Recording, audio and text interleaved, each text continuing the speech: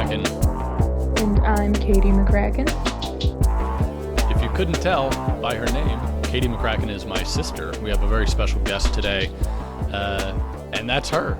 Welcome, Katie. It's We're me. very happy to have you. Hello. Today we will be talking about Carrie, and not just Carrie the movie or Carrie the novel. We're talking about all of the adaptations. Katie, you were actually into Carrie before I was, I think. Can you talk a little bit about how you got introduced to Carrie? So I got introduced to Carrie through the musical, which is a kind of unconventional way to get into it. I got into it, I think, when I was looking for an audition song, and I found a song that I liked, and then I was like, wow, I should listen to this whole album. And I did. And then I think during COVID, I read the book and then watched both of the main adaptations. We kind of ignored the 2002 one, but it's a made-for-TV movie. What can I say? But yeah, Yes. So I have seen it actually now. So I have just kind of consumed all of the Carrie media. And in the past couple years, I've gotten into horror a lot more. And I think Carrie was kind of my first introduction to that. So Very cool. Yeah, I before we talk any further about Carrie and what it is and what it means to the two of us, can you just give some background about yourself? What are you into? What kind of movies do you like? How do you perceive movies? So I'm an English major, and that means I'm generally just very into stories. I honestly was probably more of a movie nerd than I was a book nerd before I became an English major. But I also go to a school it's a film school. We have a really big film program, meaning that I am battling film bros every 4 seconds to have a single opinion. And I think that... And you're kind of dating one. Yeah, not in personality, but in interest, yes.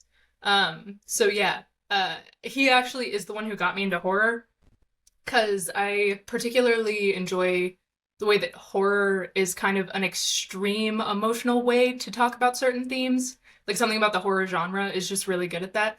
So Yeah. I don't just like slashers, but my first kind of introduction was like Ari Aster movies that are talking about really, really deep themes through horror. Yep.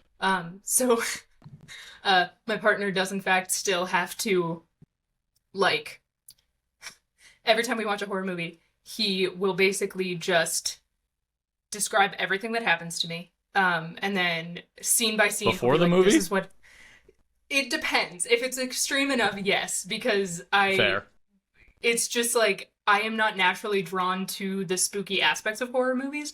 But I like the storytelling of it. So I remember us watching The Witch, and he would just pause it and be like, this is the scene where this happens. And then I'd imagine it in my head, because anything I imagine in my head is going to be infinitely worse than what it actually is. And he'd be Valid. like, okay, you ready? And I'd be like, yeah, cool. And then he'd hit play, and we'd watch the scene. And we probably took 8 breaks throughout The Witch, but I enjoyed it. And then we went back and watched it straight through as an actual experience. So Now that you actually know what you're expecting. yeah. But yeah, so I study English, and I think storytelling just generally is kind of where I'm interested. Yeah. And I actually act a lot. And because I go to a film school, I got into film acting a couple years ago. So I think I got into it from an actor's kind of point of view. And then when I started having primarily media comm and film major friends, that was when I started realizing that there are movies that are... I guess that was when I was introduced to the idea of, like, movies as kind of an art form, but also just the fact that I appreciate a lot of my film friends recognize that it's an issue to say a movie is inherently good because it's artsy. Like, Mhm. movies are meant to entertain. Yep. So, yeah. That's something I talk about on here a lot. Yeah. Like, just because something is artsy does not mean it is inherently good. So, yeah. That's generally... But yeah, like, I mean, one thing that you said that really stood out to me was how much you like Ari Aster's movies and how you're drawn not just to the horror elements of a horror story, but how it can be used to tell a story. And one thing that I like really horror appreciate about despite Ari the horror elements. Exactly. Yeah. One thing that I love about Ari Aster's movies is all of his themes are things like grief and death and trauma, all these concepts that are terrifying enough on their own. And he has a way of visualizing that in a way that the audience can feel as well as the characters. And so it's like you're already seeing and experiencing all of these painful and scary concepts, but then visually and through storytelling, he's scaring you even more. And so it can, horror can be a really cool way to impact the audience. And I really feel like Carrie's a good example of that. I mean, before we get too into depth, in depth, I mean, Carrie's a story about trauma, and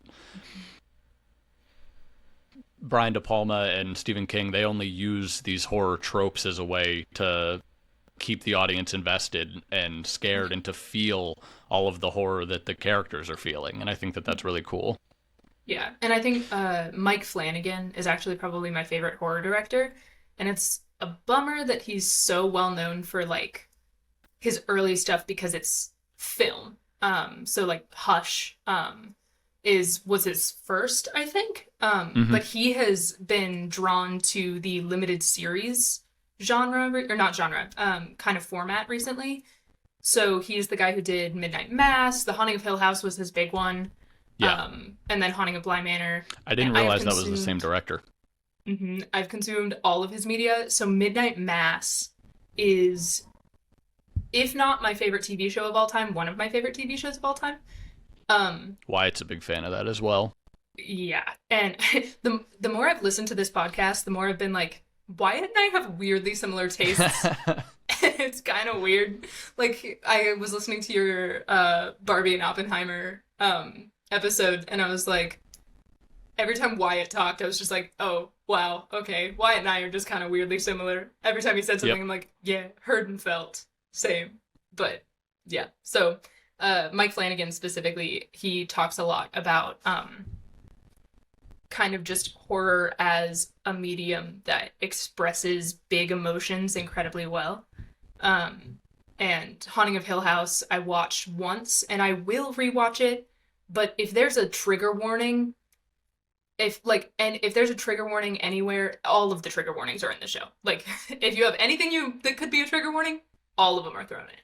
So it's one of those that I don't really frequently plan on rewatching. Midnight Mass is about religious trauma, so I rewatch that all the time. Like, all the time. I've probably seen it like 7 times since I watched it originally. And I think that that's a really, really good example of storytelling and using horror tropes to allow the audience, especially those who maybe haven't experienced the trauma that they're talking about, to kind of experience the trauma that they're talking about. So yeah, and like I said, another really good example of that is Carrie. So let's talk about Carrie. Carrie first came out in 1974, or was it 3? One of those years. I think it was 74 because it was a weirdly fast pickup. Yeah, for film. And one thing that stood out to me was I just finished the book. I didn't intend on reading it, but I thought I would just power through it this week. It actually, the book takes place in 1979, but yeah, released in 1974. Did the version that you read, Katie, have the foreword from Stephen King? It did. So I read it back in 2020, and I'm an English major, so I read a lot. So every once in a while, my mental capacity just shrinks, so I don't remember it. That is valid. That was actually one of the things that I really appreciated about reading the book. In the foreword for the novel, Stephen King talks about how in his own childhood, he knew a couple girls, 2 in particular, that he really felt embodied who Carrie was. Obviously, they didn't have telekinesis, but the way that he saw these girls treated throughout their adolescence and their childhood, the way that everyone seemed to hate them, and the way that they had a lot going on in their home lives. One of them had a very similar religious upbringing to Carrie. And one thing that he mentioned in this foreword was, I was never really cruel to them, but I was never really nice to them either. And he talked about that as something that he really, really regretted. And so when he started this book, he kind of wrote it as an ode to those two girls. Carrie's kind of a combination of those two girls. And I really think you can feel that in the story. Stephen King has a lot of empathy for Carrie as a character, and as a human being. And of course, I don't want to say of course, but I actually prefer the Brian De Palma movie that came out in 1976. I think that it's a more entertaining, more heartfelt version of the same story. And we'll talk about what those differences are. But for anyone that's not familiar with Carrie, it's about a junior in high school. Her name is Carrie White, and she's in a extremely fundamentalist Christian household, single mother. Her mother not is even fundamentalist. It's like a bunch of like there are literally moments in every version where they're like, that's just not not in the Bible. What? It's not. What and are you we'll talking talk about that. But her mother is extremely abusive, all through her twisted lens of what Christianity is. And as the story goes on, we find out that Carrie has some kind of telekinetic abilities. She can control things with her mind. And it's a revenge story. She gets revenge on all of the people that have treated her wrong her entire life. And if anyone hasn't seen it, I'm sure you feel similarly. Highly recommend that 1976 movie. It's streaming on Hulu. You can watch it for free if you have Hulu. Very worthwhile, and you'll probably enjoy this conversation a little bit more if you at least have some familiarity with the story. But yeah, you obviously were into Carrie. I actually had the same introduction, that being the musical, which I feel is honestly a really accurate and effective telling of the story. Honestly, I think it's weirdly more effective than the 76 version in a lot of ways. It's so Interesting. weird for me to be like, when we get there, hot take, the I'll want you to musical defend might that. be the best. It is very, very good. I like it a lot. Yeah. But yeah, let's give a quick spoiler warning if you don't want to be spoiled for Carrie 1976, the sequel Rage, Carrie 2 1999, Carrie 2002, the made-for-TV film, or Carrie 2013, the Carrie remake. We will be spoiling all of them. Also Carrie 2013 off Broadway with Derek Klena and Christy I Altmore. haven't seen this one. The musical. Oh, yes. Yeah, the musical version. But yeah, Not the one from the those, 80s. There is a musical from the 80s that was the same thing, except bad. I didn't know about that. If you haven't seen those, feel free, check them out, and rejoin us for this conversation. So let's start with, because this is a movie podcast, we'll probably use the book as more of a reference point. I'd like to focus this conversation mainly around Carrie 1976, because when you say Carrie, I think that's what most people think about. Most people consider it a horror masterpiece. After seeing it for the first time, I do now too. That's honestly the reason why I wanted to make this episode. With the exception of the musical, I had no familiarity with the story at all. And the other night, I was just looking for a movie to watch, and I threw it on, and I really was not expecting to be as impacted emotionally as I was by this movie. I think I cried like 3 or 4 times, just through empathy for Carrie's situation, through the pain that she feels because of her mother, and the desperation that she feels just to be seen and just to be heard. And it had me thinking a lot about my own high school experience. I mean, many of the best high school movies of all time, thinking like Dazed and Confused, Mean Girls, they have a way of not really aging, because they kind of capture that core high school experience. And the original Carrie movie feels very, very similar. It's like all of these people are tropes in a lot of ways that you can kind of identify with, but the movie is strong enough and it's written well enough that they actually feel like real people that you can kind of latch onto. And I want to talk more about the characters, but first time you saw this movie, what was your biggest takeaway? Yeah, I think the first time I saw the 76 one, mind you, that was after I had read the book and watched a bootleg of the musical, and listened to it a lot. It's not illegal to stream those, as long as you're not uploading or downloading it. All right, I have not committed a crime. You have not committed a crime. Cool. So I think the thing that really stood out to me the first time I saw it was the idea of internal anger, and the suppression of anger. Because you were talking about the fact that it's a revenge story, and like it kind of is, but it's almost, when I almost shy away from that word or that phrase, just because it's like revenge story makes it seem like it's a plotted thing. Yeah, and you're right. It's so different in that it is what happens.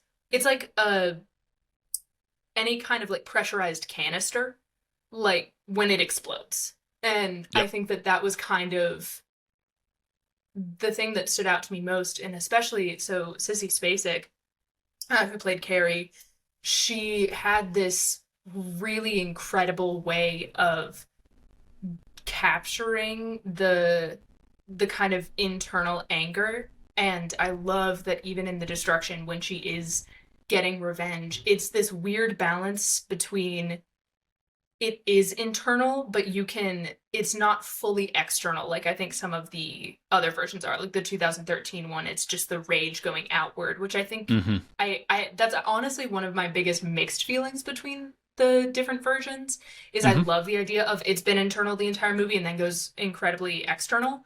But Sissy Spacek just did this weird thing where things were internal, but you could almost see the moments of it bursting and being external. Like, I do not know how to describe her acting performance. There's a reason she got nominated for an Oscar for it. It's insane and very good. Did you know she wasn't supposed to get that role? No, I did not. She was an actress, not popular at all. She's actually married to the art director. And when she found out that he was working on Carrie, the head of the art department, she was like, come on, Jack, his name is Jack. She was like, get me an audition. And so she talked to Brian De Palma, and she asked if she could audition. He said, why not? She actually had another audition for a commercial the same day, and he basically said, go to the audition for the commercial. I have in mind this other person. You're not gonna get it. And she, out of spite, she was so angry that she showed up. And even just that experience weirdly plays into the character of Carrie, of like being overlooked and saying, I have something to give you and you're overlooking me. And so she showed up. She knocked it out of the park. And I think she, in an interview, said that Brian De Palma's words to her were like, you got the part, ask for whatever you want. And like, he was truly so amazed. And she also just has, visually speaking, that kind of weird otherworldly look of, in some context you can look very plain, in some context you can look incredibly pretty. That's a very important also just part look like of an her alien. casting. One thing that I put in my notes while watching this, I wrote it down as, this is core Carrie. And unfortunately, I think Sissy Spacek is probably the only actress that has played Carrie that I think does this really, really well. And like you were saying, a lot of it does have to do with just her look and the way that she appears. But an essential part of this story is Carrie has this transition from pitiful to beautiful to terrifying, all in the span of about an hour and a half. And you get that in the book, but you really don't get that in the later two adaptations, I think. Especially with the 2013 movie. Chloe Grace Moretz she's a very talented actress, and I like her a lot. And I actually think she's doing a fine job, but she's too cool, and she's also probably too pretty. Like, the whole start of that movie, I was like, I don't believe that girl would ever be treated this way. I also feel like her being young was an advantage in some ways, because she was 15 when they filmed that. So her being young helped in a lot of ways. Sissy Spacek No. Chloe Grace Moretz was Chloe? 15. Okay. Yeah. So Sissy Spacek was 26, Yeah, I thought she was mid to older. late 20s. She doesn't really And I look it, though. think, no. And I think something about her performance is that she was able to capture that young kind of experience, while I think to play Carrie, you have to have a little bit of the knowledge of what's outside of that age. Hmm. It's hard when you're casting a girl who is in that age. There's not as much self-awareness as someone who can skillfully go back to the mindset of that age, but Yeah. has that self-awareness that Yeah. years and years after that. Even I'm only like 4 or 5 years after, but I think watching it when I was 16 versus watching it now, even just those 4 years are huge. And thinking about I'm like thinking about if I had to act this when I was in that age group, there's so much that you're going to miss in the text simply because you're still in it. You're still experiencing it. Whereas Sissy Yeah. Spacek brought the knowledge of later life and later womanhood Absolutely. and was able to bring that into it. Whereas Chloe Grace Moretz, she was 15 and she did great. She like I really don't love the people who just slander her and are like she's terrible. Yeah. She's too cool. That was my big issue. She was just too cool to play the role. Like she was pretty. She was just, I don't believe she would be bullied. Yeah. Sorry, Sissy Spacek, you looked like you might have been bullied. Yeah, in you high look like school. you'd be bullied. One thing you talked about a few minutes ago was how it's not exactly a revenge story, and I do agree with that. One thing that really stood out to me while watching the 76 movie and reading the book that came out in 74, I was reminded a lot of, and trigger warning for, I mean, frankly, this whole conversation, but especially the next few sentences, violence against children. One thing that I was reminded a lot about was school shootings and Columbine and the way that Columbine changed how America viewed violence against children at schools. The original text that Stephen King wrote, it feels almost prescriptive, like this is what might happen if you gave someone that constantly is being beat down by the world and the people around them and has no one to turn to. This is what might happen if you gave them some kind of power to do something about it. And it feels really mature because it's not reacting to anything other than the people and the people that Stephen King had seen and the people that Brian De Palma knew, that he was basing his characters off of. And you look at some of the later adaptations, especially the 2002 version, it almost feels kind of out of touch. And I don't want to say like it loses the same energy, but it kind of does because it's more reactive at that point. There's already this history that they're reacting to, whereas the original two pieces of Carrie media really beg the question of what would happen, and it feels much more realistic. One thing that stood out to me about the book that I did not really like as much, it's much more concerned with telekinesis than character, I think. The book is largely broken up by these mock, almost scientific papers or discovery papers talking about the study that is going on about what they call the white incident. And that's hilarious because I love that. That's my favorite part. Oh, of really? The books. Yeah. I think just I not wanna, so much the science. Can you tell me why? But yeah. Yeah. Yeah, not so much the sciencey part of it. I think they could have done the same thing. I think that King could have done the same thing through kind of newspaper clippings. I think he does, actually. I think he throws in, Yes, it bounces between a science. Yeah, and I think that's largely because there's also, it references Sue Snell's fake memoir talking about the incident. Yeah, I think for anyone who's seen the movies but not read the books, largely because movie budget reasons, they weren't able to do this in the movies, in any of the movies actually. But in the book, she destroys the whole town. Yeah. Like she destroys the entire town. And so it is a The book much has larger several hundred deal. people dying, Yeah. and the original movie I And think only has 70 something. yeah. And I think even less people in the 2013 one. Yeah. But it I think it's really interesting it shows the consequences in a really, really cool way.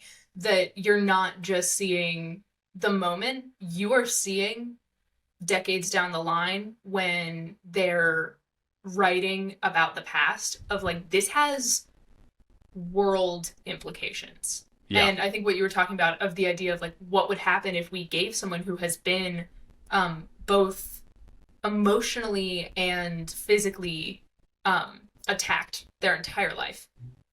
And what if we gave them this kind of power and showing that like not only did it affect, oh, this high school, like this town is going to talk about this event for a while, academic journals are written about this event. And I think that that I loved that. I think in the movies and the books, every time they were talking about like the science of the telekinesis, I got a little frustrated. Like in the 2013 It one, very much the book really treats telekinesis like it's a real thing. And like Yeah. this event was a real thing, which is cool. And in a way, it's cool because it kind of puts me in it more. I think I Yeah. remember in the 2013 one, they tried to explain it and they were like, it was grandma and then it was passed down, but it skipped you, mom. And I was like, It's like, where are you getting that that was- information from? that was why you didn't need to say that. I would have just said, oh, No. she's telekinetic. That's cool. This is a horror movie. Yeah. I'm able to suspend my disbelief. Like, it's The fine. De Palma movie does that, essentially. It doesn't Mhm. really ask you where any of this comes from. Yeah. She reads the book. She's kind of like, oh, this is interesting. And she explains, like, other people can do this. And, Yeah. like, kind of showing it's real. But she never goes into, like, it's a genetic thing. And I think that's also, Yeah. I hate the idea of it being a genetic thing because for me, in my experience, and I actually think, With funnily enough, telekinesis? no, my experience with telekinesis, I'm actually telekinetic. With what the director of the 2013 one talked about in an interview is the idea of telekinesis as what I mentioned earlier, the idea of the suppression of an internal experience. And it's not, that energy is not able to just disappear. Instead, it has to show up somewhere else. And so the telekinesis is kind of being that, of the suppression of internal experiences, so external things happen. So like when the light breaks in the bathroom after in the shower scene, and things like that, I think that that's so brilliant. And I think by trying to do the like, it's, it's genetic and passed down and it skips generations and, them chromosomes, it's like, I don't care. Every time that happens, I'm just like, okay, not only do I not care, I just don't like it. Yeah. And the book, in my opinion, feels a little bit too caught up with that. And what I love about the Brian De Palma movie is it's not concerned with that at all. It really just feels like this is the character, this is her situation, this is what happens. I think in the book, I And like then the it allows flashbacks you and as the flash forwards, audience, not the science. Yeah. It allows you, the audience, to really empathize with and feel for the characters that are going through this. And character, like, is truly one of my favorite things about this whole story. I think it's, of course, at its best in the 76 version, but the book as well. The characters in this movie truly all have their own motivations. And Sue and Tommy? Sue and Tommy are some genuinely incredible, mature people. Sue especially, like, I feel like she does not get the recognition she deserves in the later movies, as crazy as what she does is. I mean, the book really does a good job of addressing, like, this event, this prom, could not mean more to these individuals. Like, I mean, you're told that your whole life is that your senior prom is the most important night of your life, and they have all of these expectations associated with it. And the expectations for the night aside, the role that she as a popular person plays aside, she also has this boyfriend whom she has a very genuine connection with. I mean, especially in the movie, I really appreciate that it takes the time to show not just Carrie and her situation, one thing that really reminds me of like a Dazed and Confused is you get moments with all of these characters, and bits and pieces of all of their lives, and you can see Sue and Tommy love each other, and that's a really big thing in the musical as I well. love There's that a whole him song about it. him deciding like, fine, I'll do it. It happens. She's sitting there doing her homework in the 76 version. She's sitting there doing her homework, and he's like watching TV and turns around and just goes, fine, I'll do it. And like they move on, and it's just so it's so real and accurate. I think especially their characters. Hard, I think, is the biggest thing. Like the amount of maturity that it would take for a 17-year-old girl to be like, hey, I love you very much. You are not the only thing that matters in this world. I'm so excited for this night. This is not going to be the end of my life. And especially in the 70s what version. What matters right now is being a good person. And I think that that was one of the moments that really affected me when I watched the movie the first time. I was just like, how is that even possible? And then it made me think of all of the ways that I had failed as a high schooler to do the right thing. Like instances where I wasn't necessarily being the wrong person or doing the wrong thing, just instances where I didn't take that extra step to do the right thing. And that was really the biggest thing. If I took anything away from this movie outside of just the entertaining experience, it was like, hey, I think the musical says, what's the cost of being kind? And it's a little bit cliched, but it's like this. The musical really hones in on the whole thing. Anti-bullying thing more than any of the other movies. I also think like in the 70s version, they highlight the fact that, and I didn't know this was a real thing, but I looked it up. You had to have a date to go to the prom. You couldn't go solo. And obviously that's like different school to school, but the idea that she was like, not only am I like dealing with the my boyfriend's gonna be with another girl, I don't get to go at all. And also the fact that it was kind of customary, like the whole romantic side, a lot of people get confused of like, oh my gosh, Tommy cheated on his girlfriend when he kissed her. And every time I'm like, no. When she said you're going to the prom, it was socially expected that you would get a kiss. And so like a lot of people try to play into the like, the last thing she saw was her boyfriend kissing someone else before he died. And I'm like, no, that was part of prom. Like that was an I think expectation. she wanted that. And she trusted him to do that. And I think that that's, to think about a 17-year-old doing that is just bizarre to me. And like for him as a man, and especially a popular man that values his place in the social hierarchy of high school. I think our high school experiences are so different that this is a fun conversation. Katie and I had very, very different high school experiences. Like for him Mr. to be able literal to prom king. I was prom king. I should have worn the hat. You didn't go to prom? I didn't know that. I went to prom as a freshman, and then I went to prom as a graduated person. Fair enough. None of the right ages. None of them. But yeah, for Tommy to acknowledge his place in the social hierarchy of high school and to say, listen, that doesn't matter. What matters is this girl feels like an outcast. She is an outcast. I have the power as a cool person, as a popular person, to bring her out of her shell. Like you said, it didn't take Tommy a whole lot of convincing to do this. Well, and he did it before Sue asked. Like you see with the poem scene of when the they read his scene poem, is so important. It's so good. And you see that he already had that in him, because I think it's easy to kind of say like, oh, you know, Tommy was just doing what his girlfriend wanted. But you see, even in the poem, like all she says is that the poem is beautiful, and the idea that even the teacher turns on her. And I think I actually, again, we had vastly different high school experiences. So high school and all of that even before. And we might look similar, but we're very different people. We have vocal mannerisms as well. I was saying to someone, I was like, listening to this back is going to be so weird because our vocal mannerisms are where I get really like tripped up of like, oh That's no, fair. I do sound like him.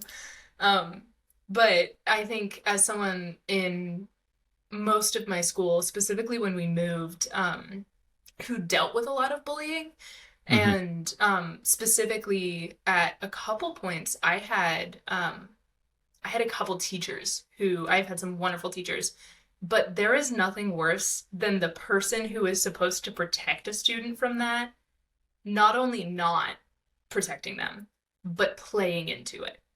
Yeah. And that scene actually, I think if I cried, that was one of the ones that I was like, "Whew, okay, okay." And just The simply him poetry scene saying, when even the teacher yeah, turns on her. Yeah. yeah. And I think that that scene and Tommy standing up for her shows, no, this isn't just his girlfriend saying you should really do this. It was in him before. He just needed the Hmm. push. And I think Yeah. that both the 2013 and 76 version do Tommy incredibly well. I Hmm. think that there are some characters that are better and worse in different adaptations. Like I think the 70s version of Sue is better. The 2013 is kind of meh, but there are different characters who I think are better portrayed in different versions. And I Yeah. think Tommy was very consistent in both. That in Yeah. both, I really love I do Tommy. not know the actor that plays Tommy in the 76 version. The 2013 version is And what's his name? Ansel Ansel freaking Elgort. Elgort. Yeah, don't like that guy, but he No, does a he's good pretty job in the gross. movie. Yeah. Yeah. Well, so another random. So there's a documentary about the making of Carrie that's really fun, and people. It's like Mhm. 45 minutes, and people should watch it. So George. Feel free to share. I came unprepared for Bryce's fun fact corner, so you're No, it's taking the okay. reins here. It's just McCracken fun fact corner now, and I'm just taking There we over are. for this Cheers to episode. that. Yeah. So the casting for Carrie. So this guy directed. Brian De Palma directed, the Phantom of Paradise, the Phantom of the Opera remake that was like weird and spacey, Yeah. and just, I want to watch it. I also kind of don't, but I don't know. We'll see. So he did that, and he had a couple actors from that. I think the woman who played the gym teacher in the movie, it's Miss Gardner. I forget what it is, or in the musical, it's Miss Gardner. I forget what it is in the movie, but she It's a weird was- name. It's It's a lot of fried wait, dough, I my have it friend. here. I literally just read the book. I'm realizing, yeah, it's Miss Collins in the original Yeah. movie, but that is not her name. Desjardins is her name in the source Okay. text. And Yeah. ironically, in the 2002 version, which is weirdly accurate to the book and not very good. Yeah, not in a good way. I think so with casting, he had some people from that, but he shared a casting session with George Lucas Oh, interesting. for I think the first Star Wars movie. So, the guy who played Tommy For- came in Oh, for okay. Yeah, sorry, go ahead. the guy who played Tommy came in for Luke Skywalker. He kind of And looks Geor- like him. George Lucas didn't want him, so Brian De Palma was like, "And that one's mine. I'm taking it." And he did that with a lot. So the woman who played Sue, she was a theater actor, and she was in LA acting in, I think, Romeo and Juliet. She said, and everyone was going out for this role or for this for Star Wars, and so she went for that, and then Brian De Palma was in the back, and she got that. But the casting for this is really funny, because all of them were like, "I'm going to be in Star Wars," and then they ended up in in Carrie. this. It worked So, out for some of pretty- them, I guess. Pretty good cast, yeah. Yeah, one thing that you mentioned was that I want to talk more about was how difficult it is to see when even the teachers turn on her. And if there's one more thing that I feel like the book does the best job of, it's showing that pretty much everyone but Sue and Tommy, and even them at certain points, Yeah. view Carrie as almost this piece of trash that is repulsive and not worthy of their time. Yeah. And so when I first watched the Carrie 76 movie, in that initial shower scene where Miss Desjardins, sorry if that's not her name in the original movie, where Miss Desjardins slaps her, Yeah. I was like, that's a lot, but also I guess it was the 70s. Maybe that was more okay at the time. Yeah. And it kind of addresses that in the scene with the principal after the fact. She's like, I don't know what came over me. But reading the book and actually like hearing more about what her thoughts were at the time, when she says, I don't know what came over me, what came over her was just the same thing that came over every single one of those students. Where it's like, this girl looks gross. I mean, she's standing naked in the shower. She just There's got blood all over her. Like, yeah. She got blood on me. Like, this is gross. How is it possible that this girl doesn't know what's going on? Like, that's so stupid. She's dumb. And it's like, again, I empathize with that. I was like, if I was ever mean to someone, it was never because I hated them. It was just like, this just kind of came out of me because of the situation that I was in. And it's like the ability to kind of suppress that is an important skill to have. But even more important than that is, like what we see with Miss Desjardins, sometimes we can't suppress that. Sometimes we make mistakes, but she and Sue go out of their way to try to make that right because they feel guilty about it. And that's a really, really important thing for this story. And I mean, the outside of those two, no one else is nice to Carrie in the entire movie. Yeah. And the actresses talk a lot about filming that scene and this weird energy that came over the room. So I'm an English major. I'm also a sociology major. So this is my other little niche. So sociologically speaking, there's a thing that we call collective effervescence, where basically a group of people get together. It's actually what commonly happens in worship as well. Thursday Cry Night, if people who have been to summer camps know what that is. Probably just us and a couple people. So it's this very weird thing where when a group of people is together, whether it be for good, like if you're in worship, or if you're a group of like a positive group emotional experience, but collective effervescence also plays into mob mentality. And that's why you see when groups of people are together and a thing is happening, that the emotional reaction tends to be really extreme.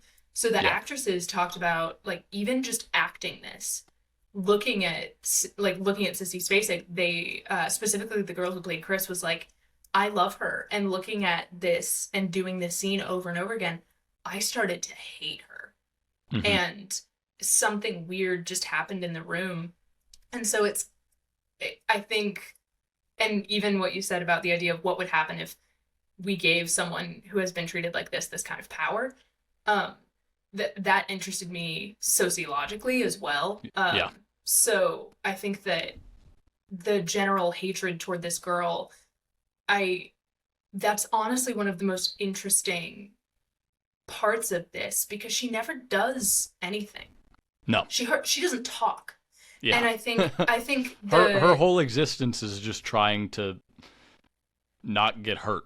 In the 2013 version, Chris makes a line about, like, oh, her and her mom go around saying that everyone who's not them is going to hell. And part of me doesn't even like adding that explanation of, like, because first of all, no, she doesn't. Her mom does. Yeah, that's true. We don't see Carrie do that in a single one of the adaptations one time.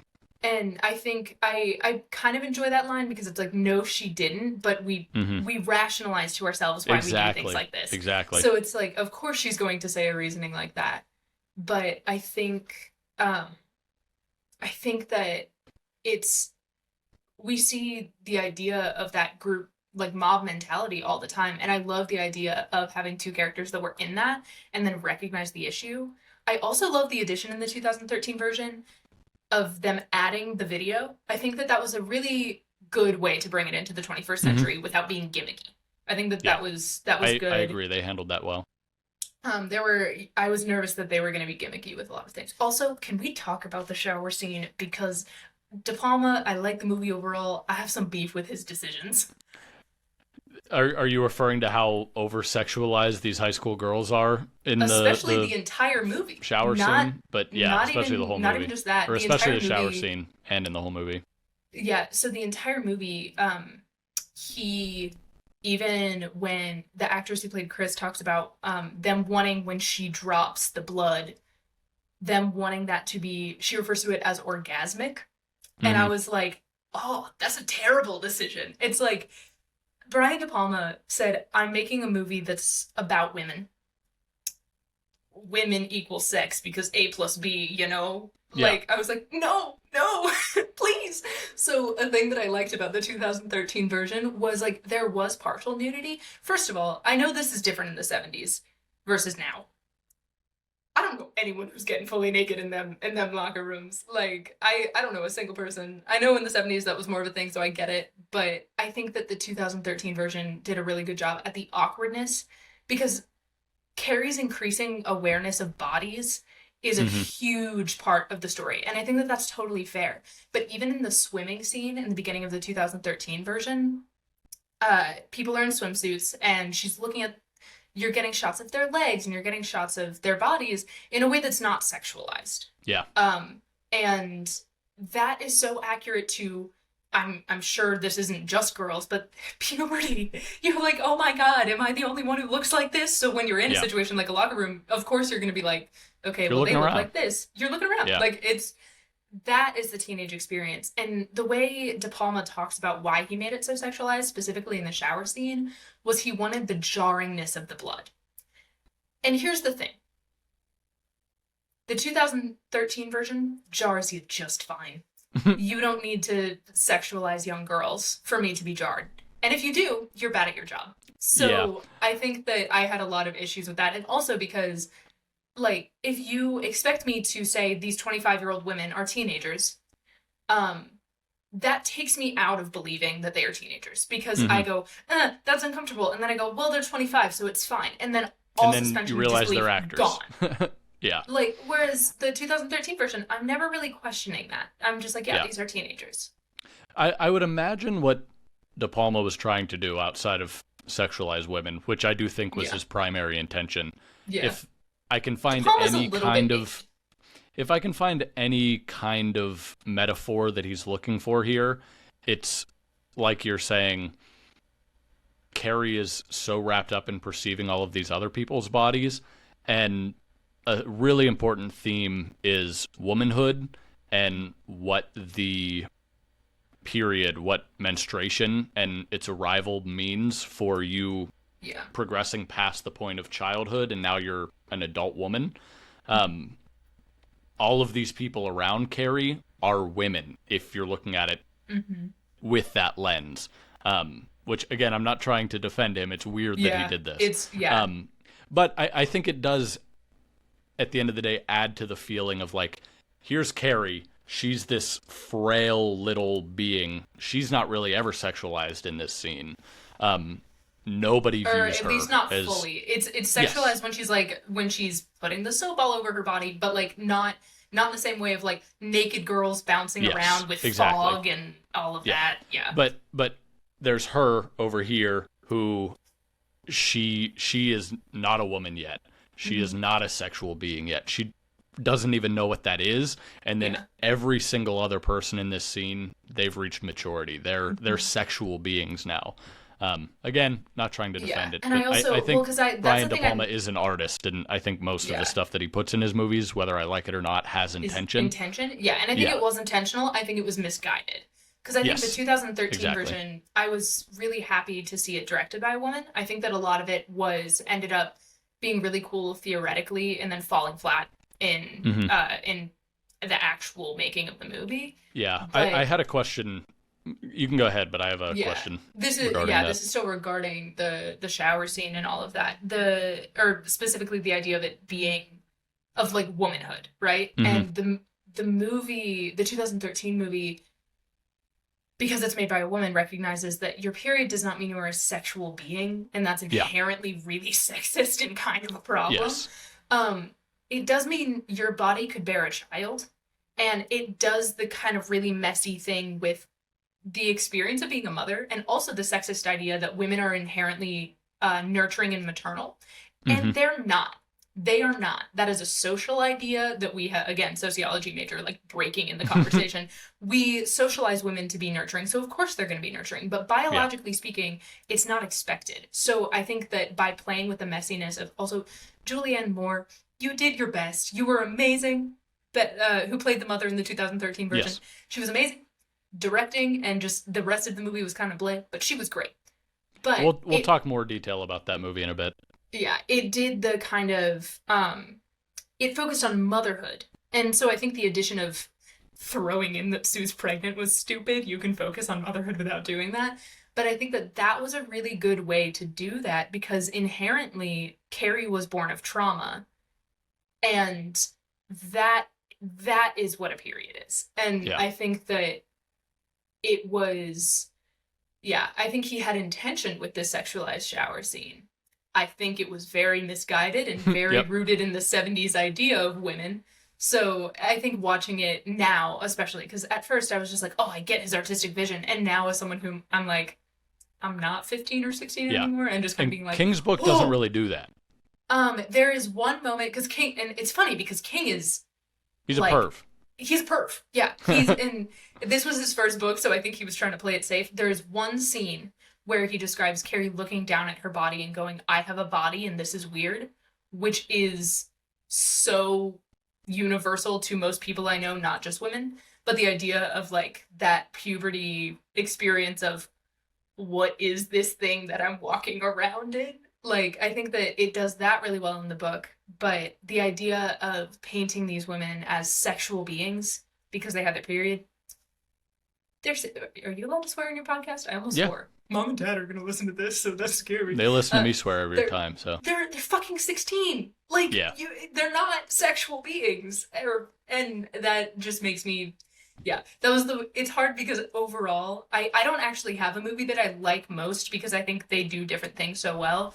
But overall, his sexualization of just certain things, not even just the shower scene, although that's the most obvious, just throughout, it's like you misunderstand being a woman. You do, because you see women as sex. That was going to be my question. One of the other main things that I got out of Stephen King's foreword in his book, he outright was like, hey, I don't really know what it's like to be a woman or to write from that perspective.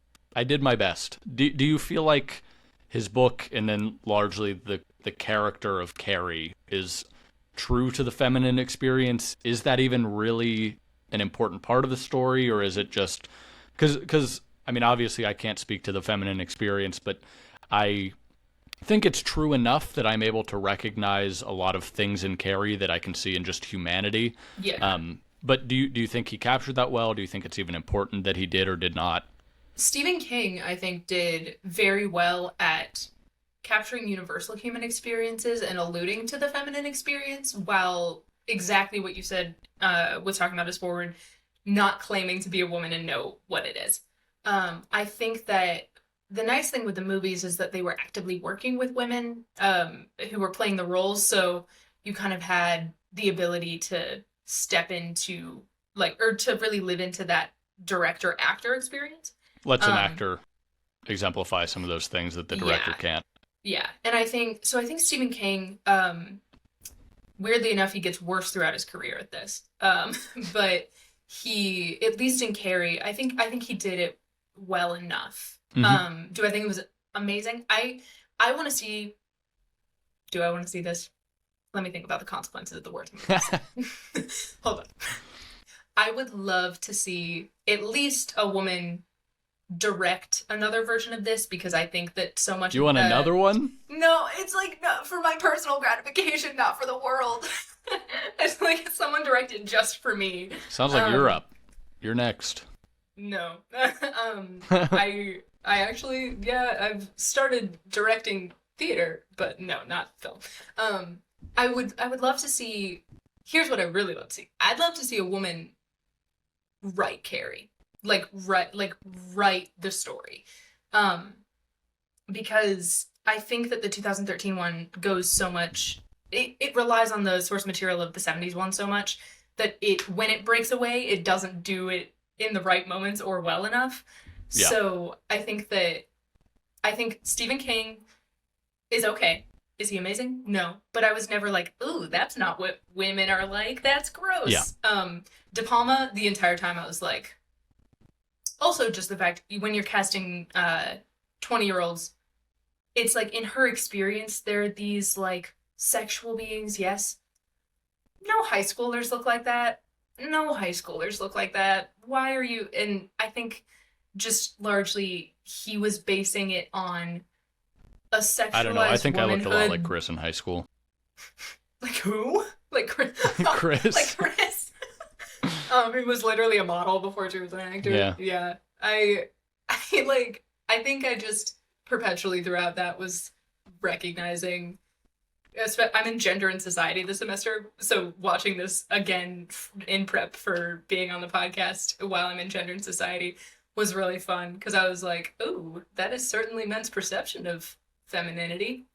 Yep. That's interesting. But yeah, I think De Palma was a little poopy stinky at like trying to portray women.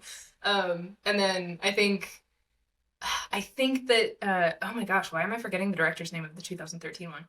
I'm not familiar gracious. with her. I can find it real quick though. Kimberly Pierce. Yeah, Kimberly Pierce. She She's not tried done really a whole well. lot. She tried to do what the Babadook does incredibly well. And she just in practice it didn't go well.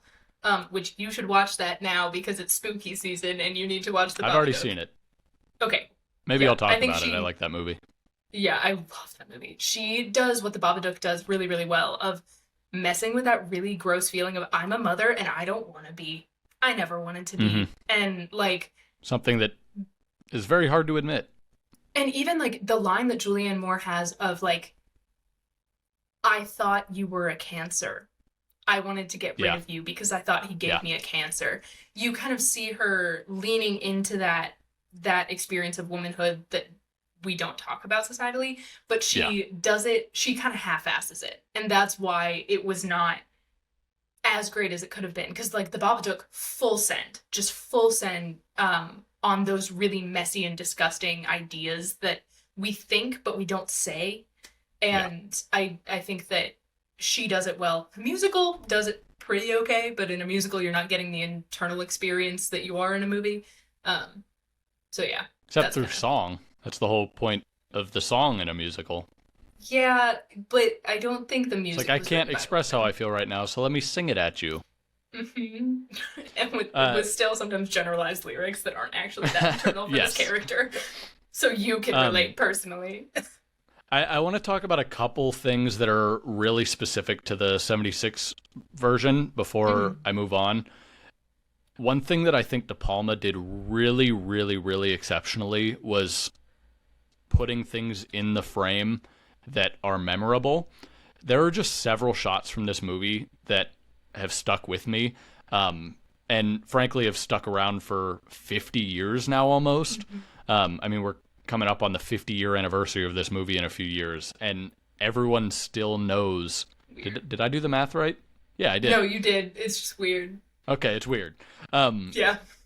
Like that iconic shot of Sissy Spacek standing there looking genuinely terrifying with blood all over her. That's one of the most iconic, not just horror shots of all time, but just film shots. One of my favorites was after the prom. She walks back up the stairs of her house, and it's a shot of her back, and she's covered in blood, and she's framed by the doorway of her house, and you know what's coming inside, and it's just a beautiful shot. And there are so many just frames like that I don't think any of the other adaptations have had the same level of creativity that Brian De Palma had. And I'll talk more when we get to them. I'm not going to spend a ton of time on each of the adaptations because, like, ultimately we're here to talk about the original and the source text. But I don't think any of those really capture the same level of artistic vision that De Palma had. With all of the Trying to think of some more. candles, too, like the walking- candles are beautiful. This is largely due to the era. I mean, they were shooting on actual film in the 70s, but the shots are just longer. So even the simple conversation scenes, they're less choppy. You're actually allowing the actors to act in frame, which I think is really important. One thing that Sissy Spacek does really, really well is you can see her reacting both in conversation and in scenes where she's not even in conversation. You can see her reacting to everything that's going on. And it's also because he loves what are the shots called when the it's basically not his split screen. He actually has openly said he regrets the split screen in Carrie.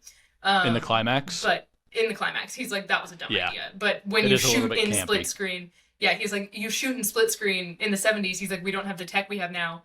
You shoot in split screen, you can't undo it. Yeah. So he just kind of had to stick with it. And even in editing, he was like, oh, this was a mistake. Yeah. But he does what's it called? When the foreground and the background are both in focus. It's kind of what he's known for. And so, especially in like the poetry scene we were talking about, both Tommy and Carrie are in focus. And so you're seeing, it's a weird visual thing that makes you kind of feel on edge, but you're also seeing Carrie's reactions to a bunch of things that you normally wouldn't if you had just done a normal shot where the foreground was in focus and the background was not. Yeah. Yeah, and he uses that to his advantage with the character. And it's so fitting of Carrie, too. She's in the background, but she notices everything. Yes. Like, talk about the camera being an extension of the storytelling. And, like, the camera almost comes around the character of Carrie by doing that. Yeah. Yeah, and like, it truly, like, I left this movie thinking that this was not just a great horror movie. Like, this was just one of the best films that I've seen in a very long time. And it's because every single shot in this movie has that level of intentionality. And at points, it does come across as kind of campy, like that split screen that you mentioned. But it feels really true to the story. It feels true to the characters. And it's a lot of fun, which this story at its source is not fun at all, but somehow he's created this piece of art that is horrifying and entertaining all at the same time, and I think that's really cool.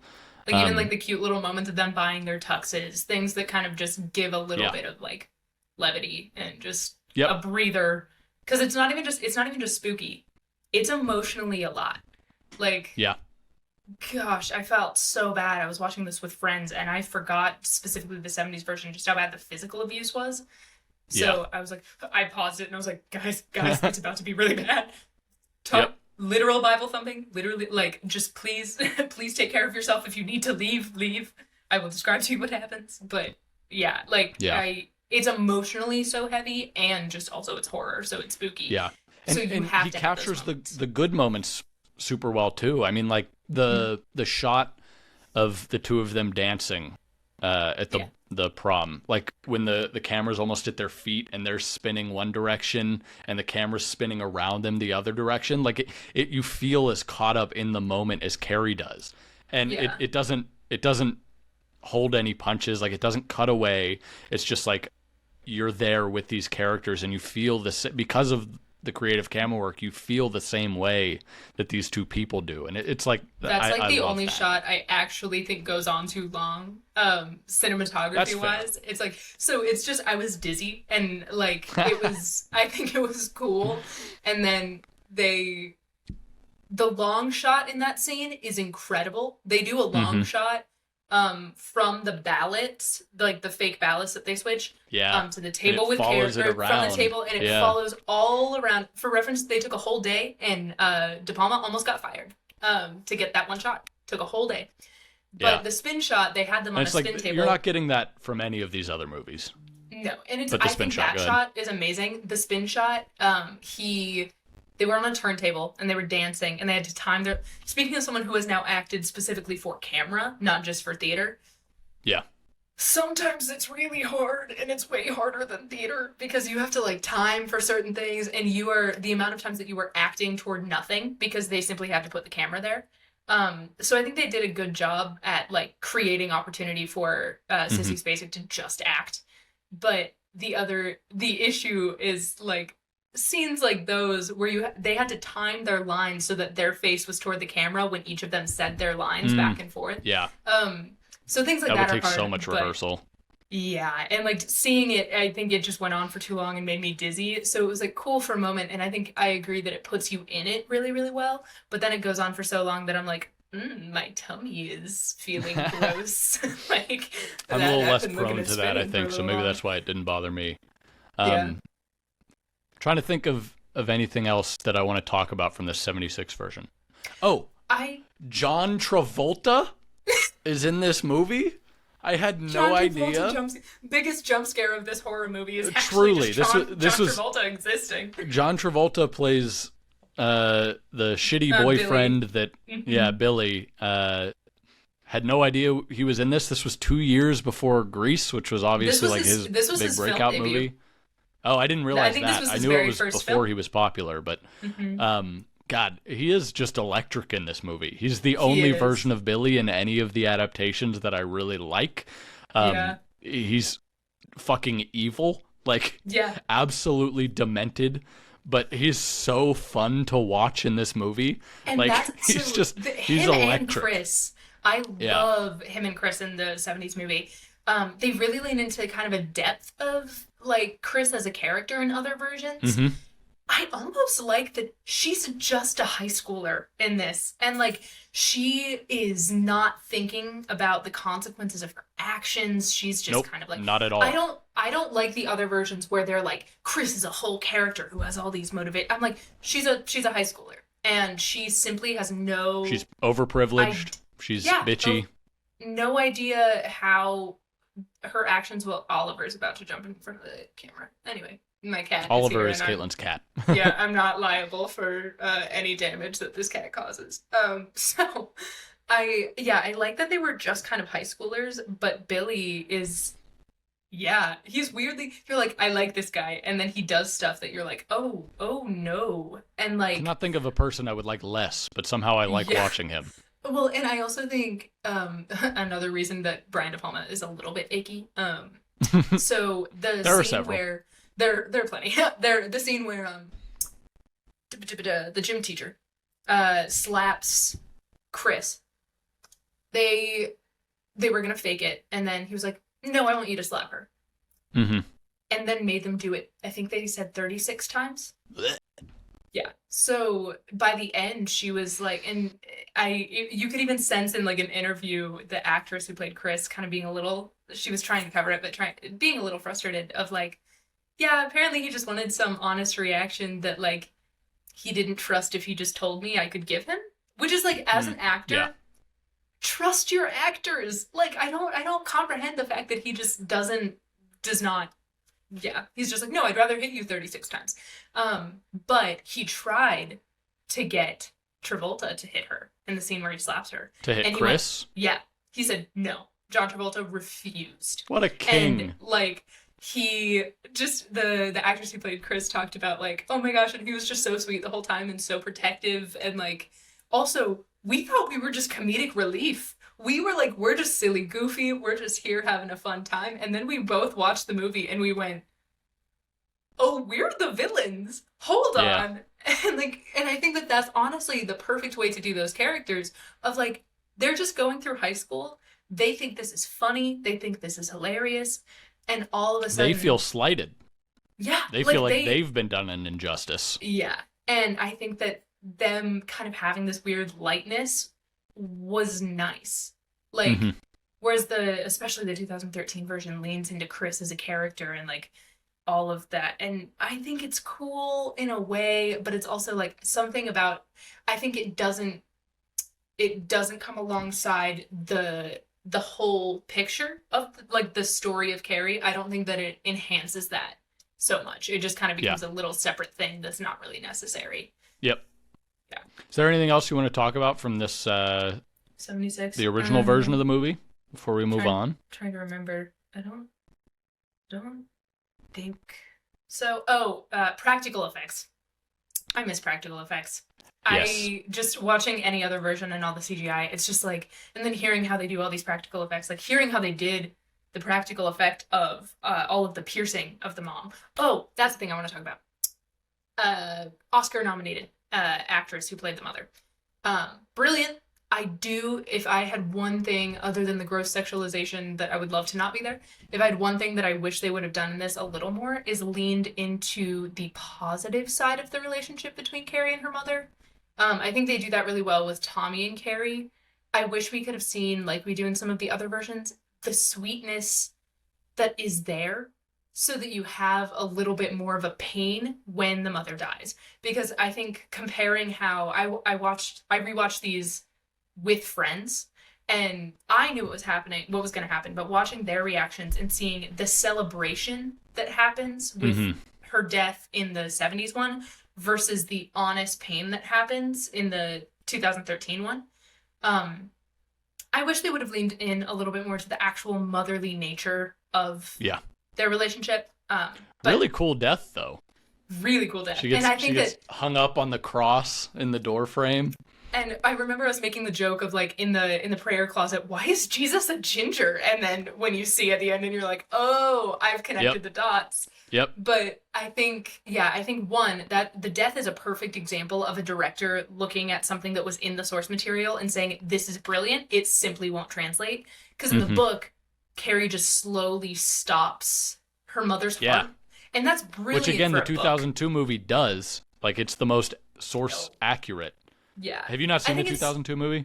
I forgot because I didn't rewatch it for this one. She like crushes her mom's heart, and it doesn't look good.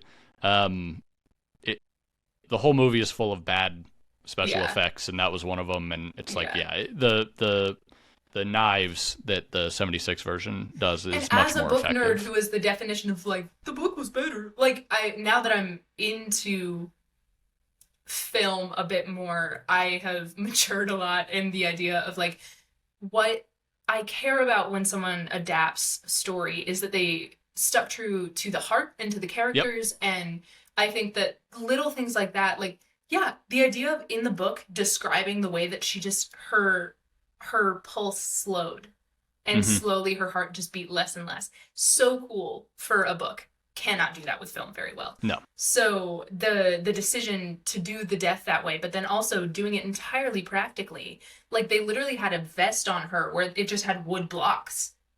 And that's crazy. Yeah, it's so cool. And then even seeing like all of the weird floating ones in the 2013, I miss practical effects. And I'm so happy with movies like Barbie and Oppenheimer that we're seeing the thing. Yes. I too love practical effects. Third horror movie. For those who can't tell, I just pointed to my poster behind me of John Carpenter's The Thing, which is another incredible example of look how good a movie you make if you put effort into practical effects. They age so much better. Yep. Yeah. That was, I think, Shining was my first. Carrie I also have was a my Shining second. poster over there that's off camera. Carrie was my second, and then I think The Thing was my third. That was like freshman year. That's actually how I met Andrew, who was my partner. Oh, very cool. We, as a group, watched The Thing because that's one of his favorite movies. He is the one who dragged me into horror. So dragged. Before we move on, this is kind of more general source core Carrie discussion, but I want to talk about Carrie's mother a little bit more, and specifically her religious beliefs and how that affects the entire story. After I was watching Carrie, I actually called Dad. For those who don't know, our father was a pastor pretty much his whole career and our whole lives. So he's a good person to call when you've got religious questions. And I was wondering, I know Carrie's mother is like this weird fundamentalist Christian. All of her beliefs about sin and womanhood and how those two things are intrinsically tied are obviously not biblical. But in every adaptation of the story, she quotes this thing at Carrie, where God made Eve from Adam's rib. Eve was weak, and then it talks about there's a rad came song the blood. musical. And, yes, there's a whole song from the musical about it, and it's a very good song. It sounds like a hymn. But I was just curious where that comes from, and I could not find anything. I was hoping our dad would know. He didn't have any idea either, and it seems like it was purely just A, from the brain of Stephen King, and B, from Carrie's mother's twisted ideology. You kind of get hints at this in the movie version, but it actually talks about it in the book. They don't even go to church. No, Carrie's mother she basically thinks the church is impure. Yes, exactly. Yeah. Carrie's mother is the leader of Carrie's church. Yes, that's unbelievable that you can be too Puritan for some Puritans. The witch does that too. Yes. Imagine just being two Puritans for the Puritan. There's a whole theory from the witch that they were cast out of their village for the father assaulting the daughter, but that's a whole nother. I can talk to you about that when we're done recording. Okay. Frankly, I might even do the witch because it's one of my favorites. But yeah, like this ideology that Carrie's mother has is completely baseless. I mean, the Bible is very clear.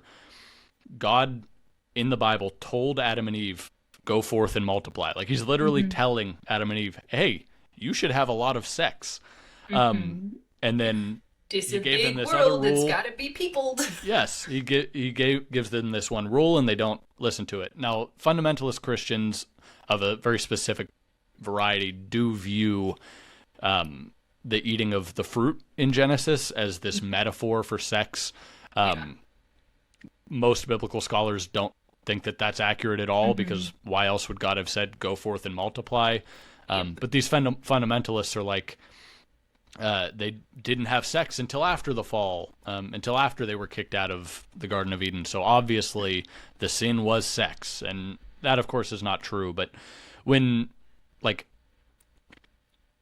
Carrie's mother believes this so strongly that she views Carrie, because Carrie was brought about through an act of sex, as sin itself. Yeah. You mentioned, like, in the one version, she even questions, like, is this cancer? Like, she cannot even comprehend the idea that she might be pregnant, even though she's had sex, because that idea is so foreign to her, and she's lived her entire life so obsessed with the idea of staying as far away from this as possible. In the 76 version, she references, like, I lived with your father, and we lived sinlessly. We slept in the same bed, but we never had sex. Yeah, and she then said he took me, we made and a I liked mistake. it. Yeah, she made a mistake once before they were married. And I honestly, they almost cut that monologue. They almost cut that monologue from the 76 version? From the 70s one. And I was like, you protect that monologue with your life. And so it's her fighting for it, she got nominated for an Oscar for it for a reason. But the idea of the shame of liking it, and that, like, and probably should have done a big old trigger warning for rape and sexual assault, but, like, it's, I love when they do that justice, and I don't feel like they did it as well in the 2013 version. The musical does the mom the best out of all of them. My hottest take, does it the best out of all of them. She's in the musical probably more than she is in any of the other adaptations. She's a whole person. And, like, she, oh my gosh, in their decision, she sings a lullaby to Carrie right before she stabs her. And leaning into that, like, weird love. It's so much more intimate than just saying the Lord's Prayer like she does in all of the other versions. Yeah.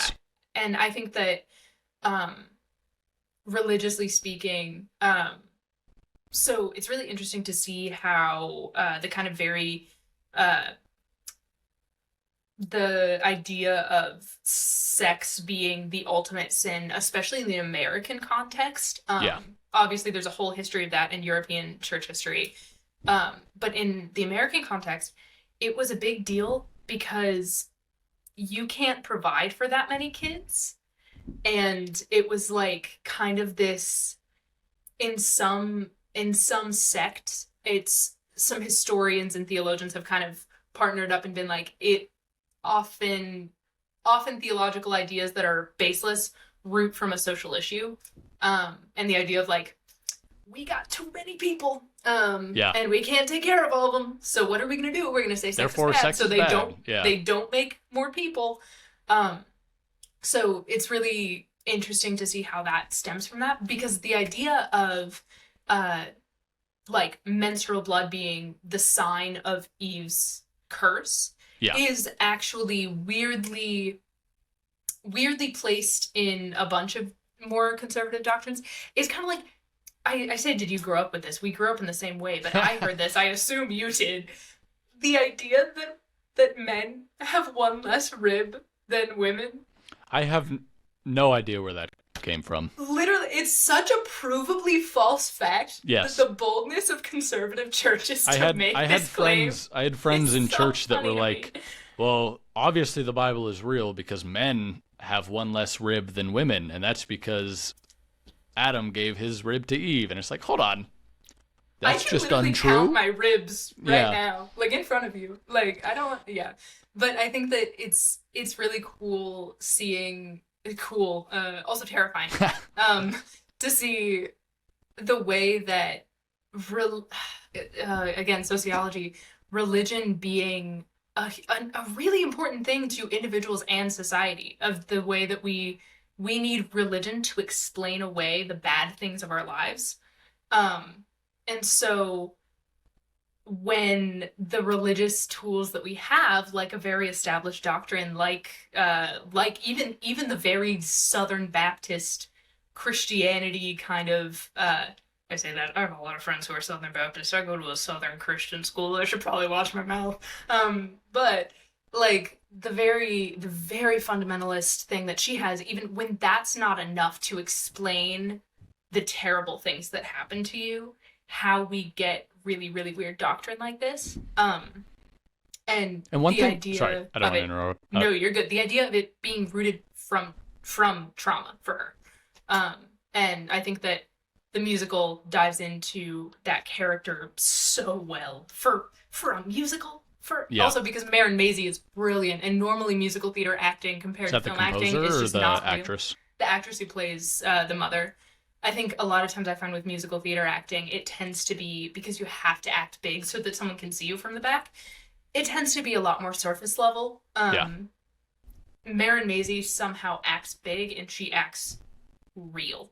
And she was so brilliant, and as an actress embodied that so well, but also the writing, and just seeing the idea of religion as it roots, it somehow heals trauma and also can be like compounded upon because of trauma.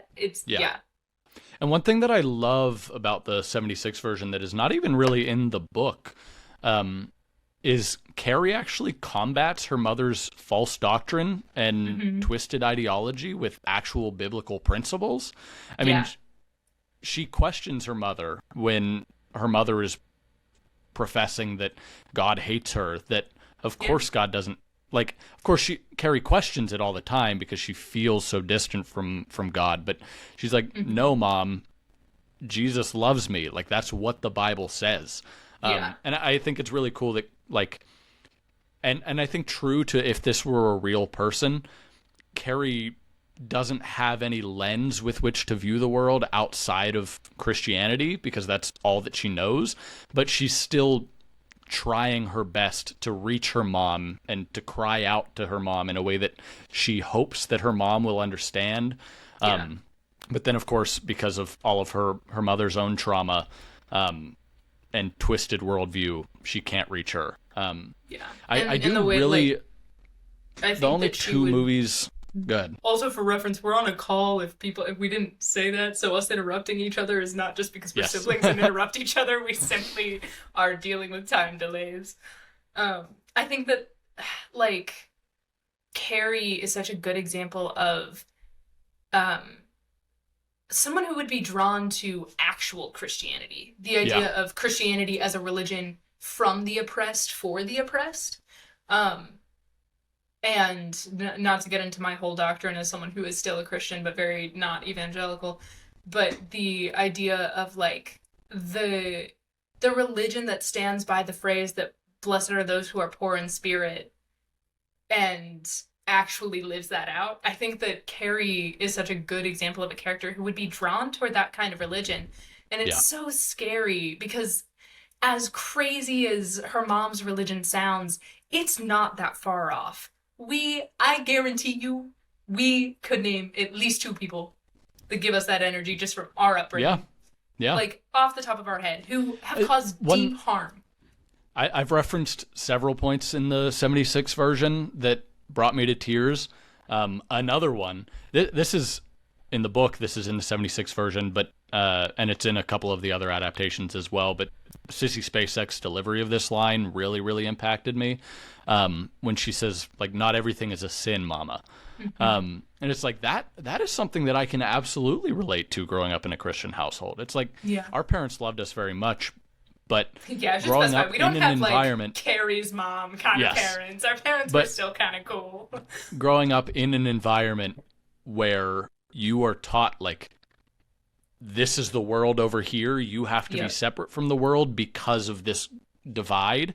It's like, so much of my own growth as a human being was coming to terms with, like, what is okay and what is not, and who is making that decision for me, and realizing, like, okay, I'm being taught some of these things, and this is not necessarily coming from our parents. It's kind of just coming from the church as a whole. Evangelical culture is deep rooted. Exactly. Yes. And it's like, I'm being taught a lot of these things, but why? It's like, are these actually biblical? Is this thing that I'm being told is a sin even related to this principle that I'm being taught at all? And it's like, God, that was such a struggle for me my entire upbringing. And it's like, seeing Carrie go in this moment, like, just as an outcry, like, I've reached this point where I've decided for myself that, like, there's nothing wrong with going to the prom. There's nothing wrong with talking to a boy. It's like, she's absolutely right, but she's not in a world where she's allowed to think this way, and she's just crying out for help, and her mom is not there to listen. Her mom is there to condemn. Yeah, and I think, like, that is honestly probably the reason that I was so attracted to this, and the reason that I was like, wow, horror is awesome. So I'm opinion editor this semester, about to be editor of our newspaper. And I'm writing an opinion piece right now on why Christians should not write off the genre of horror. Not that you have to like it, but why you should not write it off. And Mike Flanagan, in an interview, talked about, like, someone asked him, like, why do you think there's so much religion in horror? Like, talk about The Exorcist, like, all of these things. And he goes, have you read the Bible? Like, duh. Like, obviously, I think the question is, why is there so much horror in religion? Yeah. And, like, but he's so honoring to faith, like, in a lot of his media. Even things that tear down the institutions that we have of faith that are really misguided, he is so honoring of actual faith. And I think that having Carrie cry out in those moments of, like, and even in the 2013 version, her mom is quoting scripture of condemnation at her as she is quoting back scripture of love. And, like, quoting scripture even at each other. That's one thing that I loved about the 2013 version, is, like, the citing of verses and the idea of literally... Like, this is real for Carrie, too. It's just as real for her. Like, she knows what she's talking about. Yeah, it's just different. And I think that that's just so, so cool.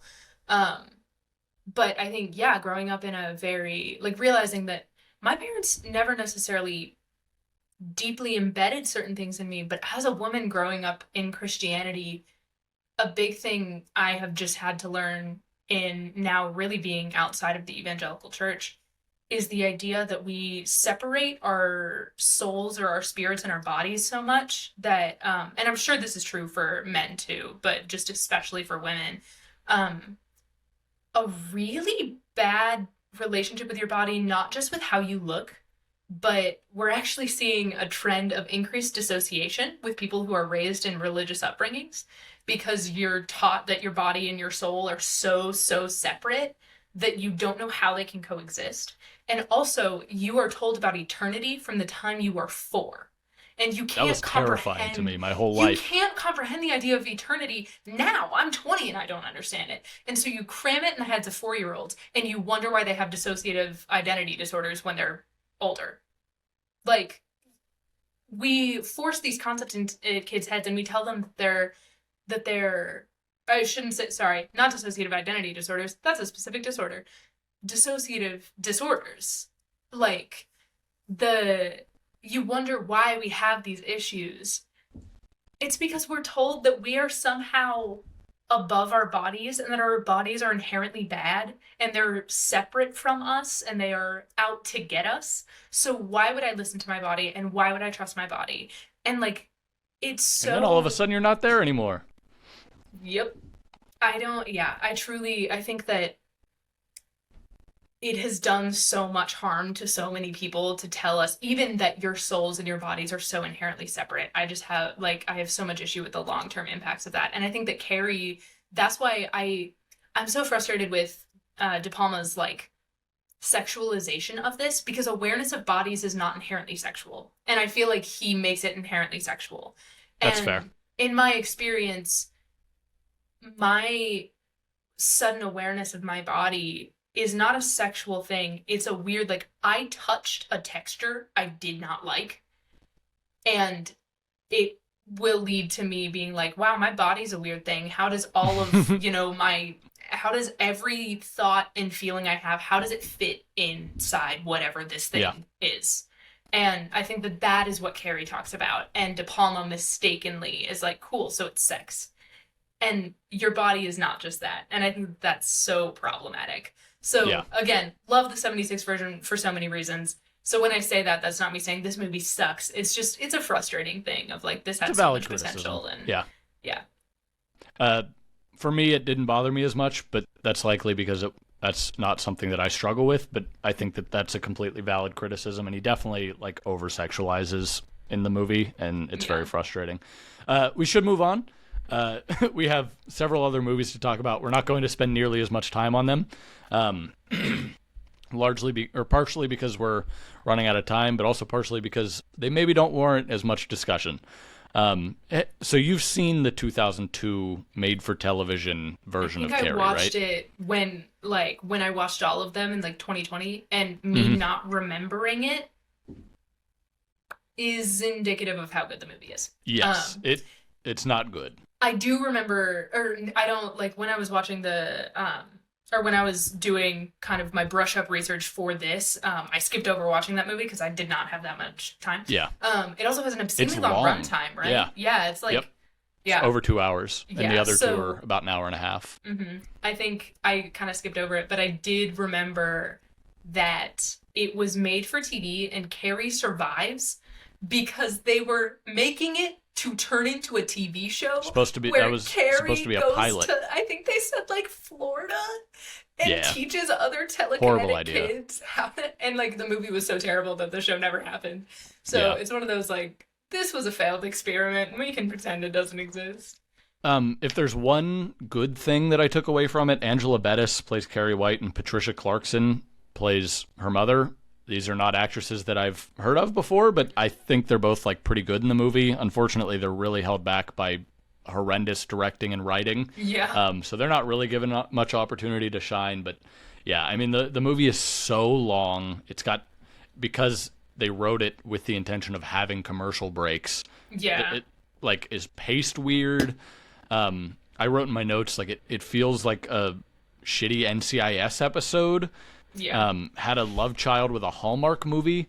It's like they frame the entire story in a police interrogation of Sue Snell, and the musical draws on that because it opens with the police interrogation of Sue.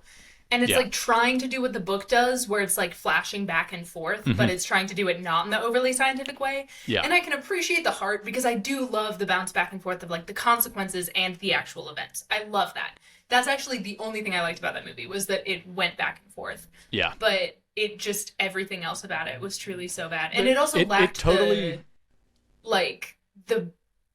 biggest thing that I compliment, and I hear a lot of my friends compliment, especially my friends who don't love horror, like, just simply the vibes. It lacked the vibes. The 70s version has such a distinct vibe. It is, and also like weirdly Southern Gothic for something that supposedly takes place in Maine. And even the 2013 one has decent vibes. Not as good as the 70s one, but decent. The 2002 one, it's made for TV, so it's just kind of like, that's a high school, and it just doesn't copy and paste, or it just lacks everything that you love about the framework of or the framing of telling the story as Sue recounting this to the police. it kind of does that in the book as well, but the difference is, and what the 2002 version does so poorly, is in the first 20 minutes of the movie, Sue, or the cop maybe that's interrogating her, is like, a lot of people, 200 some people died. We got to get to the bottom of this. And it's like, oh, okay, so there's still an hour and a half left of this movie, but I know exactly what's going to happen. Like, the book still kind of does this. It hints at something. It hints at a disaster. It hints at, as the book goes on, a couple people dying, but we don't know the exact gravity of the situation until we get there. And one thing that I think that the 76 version does exceptionally is, if you have no familiarity with the source text here and the story, you don't know where it's going. I mean, you know they're plotting, but you don't know what the plot is, and you definitely don't know what's going to happen. It's kind of not until I've referenced a couple shots from the original that really stood out to me. Another one that I think is incredible, after Carrie is nominated, or is awarded Queen, you don't even really realize what they're doing with the bucket until it's hanging up there, and then there's a big shot that zooms out, and you can see exactly where the bucket is meant to fall, and you're like, oh my God, this is what's happening. And you realize all this at once, like everything that the movie has been building up to, everything Chris and Billy have been plotting, and you realize like how destructive this act is about to be. And it totally loses that in the 2002 version, because you know everyone dies, and it totally ruins the fun. This is a note for Bryce that you can edit out. My laptop's about to die, so I'm gonna disconnect this, but I'm gonna turn off my AC, so with the headphones the audio shouldn't be garbage. Okay. I might echo. I think there's a way to fix that. Okay. I think if I have the headphones, it should be okay. You can't just plug in your laptop? No, because the USB-C I used to plug in my laptop is also the USB-C hooked up to my audio. Alas and alack. Let me plug this in before it dies. Alrighty. We'll be pretty quick after this. Okay. I'll also keep the mic for consistency. Oh God. I'm gonna move this.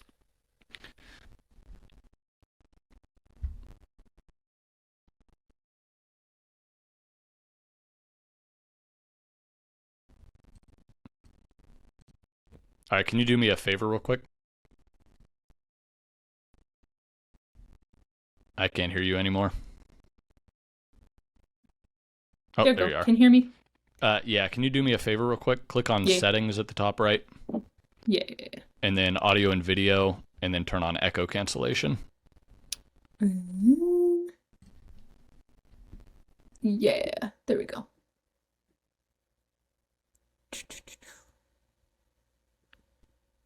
I don't know why it's not letting me do that. Oh, it's saying I can't because I have headphones. Okay, that's fine. Yeah. So I'm gonna go turn off the AC, and then I'll be right back. Ugh.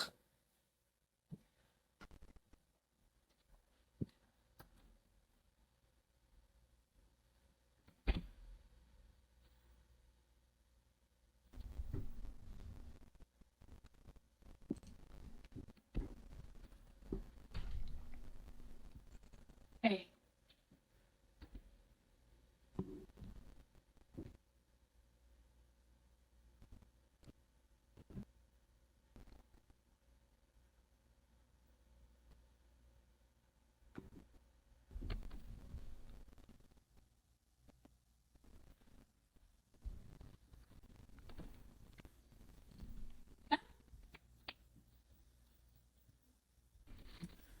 Hilda.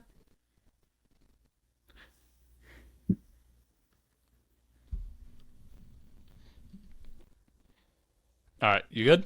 Yeah, I think I'm all right, perfect. I just want to power through a couple nitpicks that I have from the 2002 version before we move on. Some of the worst music I've ever heard in a movie, especially like there's really crappy early 2000s, late 90s like rock that doesn't fit the tone of the movie at all. But especially the score is just horrendous. In the final climactic scene, which goes on way too long, it's like 30 minutes, goofy. I think. Yeah, the climax is like 30 minutes long, and the music feels so goofy. Another thing I put in my notes is how are these people not dead yet?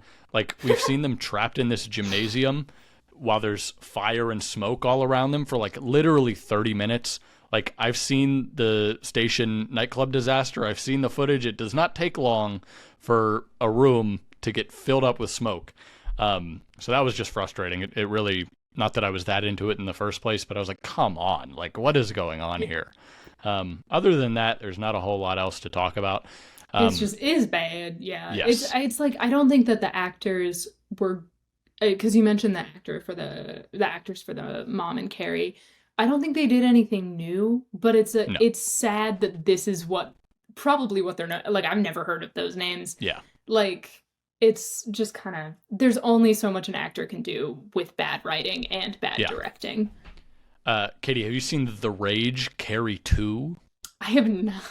Okay, so this was a sequel that came out in 1999, a couple months before I was born, actually. It's actually not terrible. I watched it earlier today. Basically, the only character that remains is Sue. She's now a teacher at the same school that's been rebuilt elsewhere. Now it takes place in the 90s. And it turns out, this is kind of a spoiler, but not really, the main character, the main girl in this movie, is actually, she has the same father as Carrie, which, if you know the source text, doesn't really make any sense because Carrie's dad died. So 20... Where are you going? Roommates just got back. Sorry, it's loud. I sent a text. Oh, that's fine. So, Carrie, if you know the source text, it doesn't make any sense that 20 years later there could be another daughter of the same father because that father is dead. So it's frustrating, but it's pretty entertaining if you like early 90s horror movies like slashers. It's worth watching. There's definitely like an ambiance around 90s, early 2000s horror that I think a lot of people came out a couple years like, after Scream.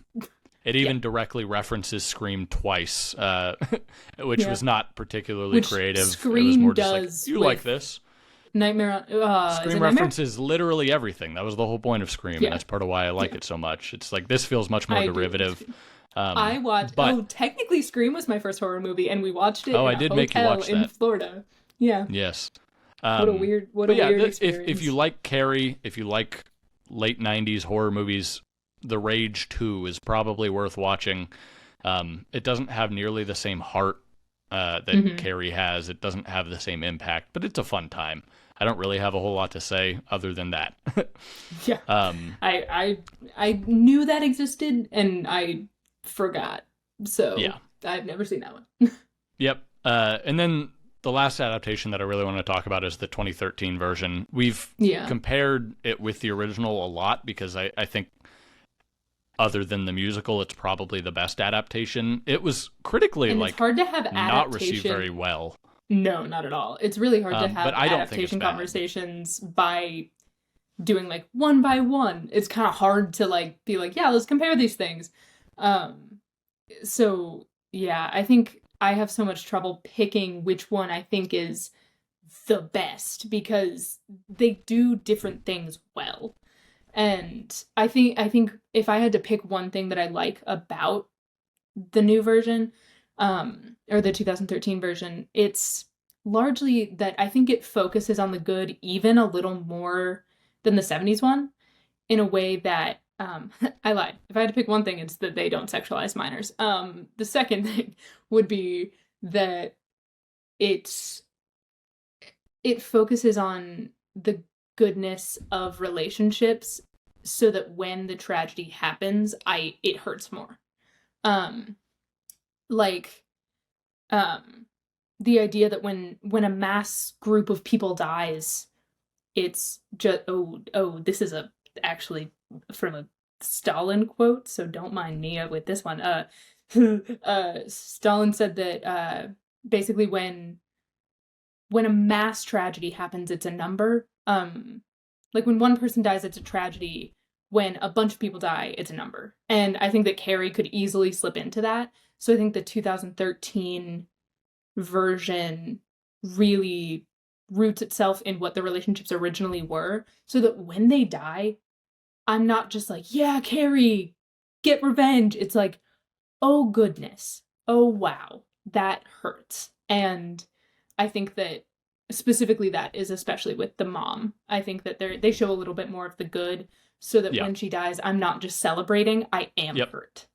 Yeah, the only thing that I really feel this movie is more effective at is maybe the portrayal of the mom. Julianne Moore is obviously a brilliant actress. She's one of my favorites. It is one thing I noticed in this movie. She is the exact opposite in Carrie 2013, the exact opposite character that she plays in Boogie Nights. I don't know if you've seen Boogie Nights yet, but I don't think so. In Boogie Nights, Julianne Moore plays a porn actress. She's a drug addict. She's a porn actress. Get you an actress who can do both, I guess. She's always she's living a life of sin in this movie, but she's actually a very loving and kind person. Which you flip that and you look at her character in Carrie, and it's like she is a sinless woman, but she's actually like literally evil and abusive. And so it's a fun polarity there. But one thing that I really like about her portrayal here is her mom. You get bits and pieces of this in all of the adaptations, but I think it's most effective in this version. Carrie's mother is extremely mentally unwell. Yeah. The book references, like, at one point she's hurting herself. She's, I think, hitting herself in the book. But in the 2013 movie, we see her draw blood in herself multiple times. She self-harms at multiple points in the movie. And it kind of, I mean, on one hand, it adds a couple other moments of, like, horror. Where even when she hits herself, because she hits herself in the 70s version, but she kind of hits herself with her hand. Yeah. In the 2013 version, even in that moment, she hits her head against a wall. Yeah, and like there's the scene in the laundry where she has the knife seam ripper, or whatever it's called, the seam ripper, and she tears up her leg with it, and it's like these scenes are hard to watch, and they kind of add to the horror of the movie. Yeah. But you can see how mentally unwell her mother is. She's not just crazy. Like, this is a real person that has undergone her own trauma and needs help. And it's like, she isn't just evil to Carrie because she's an evil person. She's evil to Carrie because she is not well. Like, she needs as much help as Carrie does. And it's like, there's nobody there to give her that help. And she's built up all these walls around her and doesn't want any help, but she clearly needs it. And the 2013 movie just does a good job of humanizing her. Unfortunately, I don't think that the 2013 version is nearly as effective as the original. I don't think the emotional moments are as high. I don't think the horrifying elements are as scary. I don't think the performances are good. I don't think it's as well shot. It's like not as interesting to look at. But the gore is modern, like, so it made me more uncomfortable than the 70s because the gore is more realistic. Like, I think about the bleacher shot when the dude is, the bleachers that now every high school has that, like, open and close, and when people get caught in the bleachers, and it's like, I hate it. I think about that shot a lot, and I don't like it. But I think it does. I'm not as down on that movie as I think critics were. But at the end of the day, and, like, kind of getting out some closing thoughts for the series as a whole, I think there's a train, I'm sorry. Stephen King's book deserved a movie adaptation, and I think Brian De Palma did an excellent job, like you were saying, of taking the source material, figuring out what needs to stay, and then framing it in a movie and getting those ideas across in a way that works as film. Yeah. And the 2002 version is not that at all. The 2013 version, while it is a little bit better as a movie, it still just feels derivative. It still feels a little bit unnecessary. The whole time I was watching it, I was like word for word lines that are just taken. Yeah. And the whole time I was just thinking, like, this is okay, but does it need to exist? And it's like, yes, I realize they're going to make money because it's Carrie for a new generation. I was not even a thought yet, let alone alive, to experience the original Carrie movie when it came out.